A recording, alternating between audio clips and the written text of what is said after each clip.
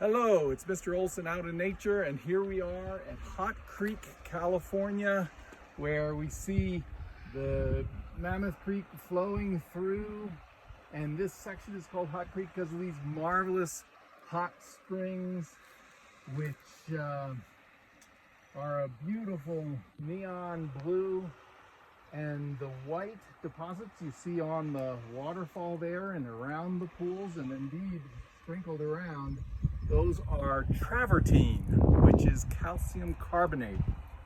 And it comes from water superheated underground to over 400 degrees Fahrenheit. It's under pressure and comes out here and gives us this beauty. Lovely, lovely, lovely.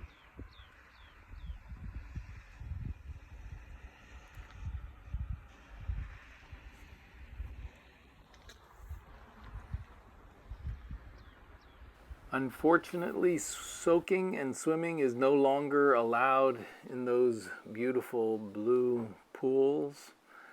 I am hoping that they reverse that policy.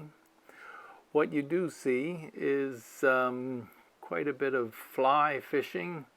We saw about a half dozen people doing that.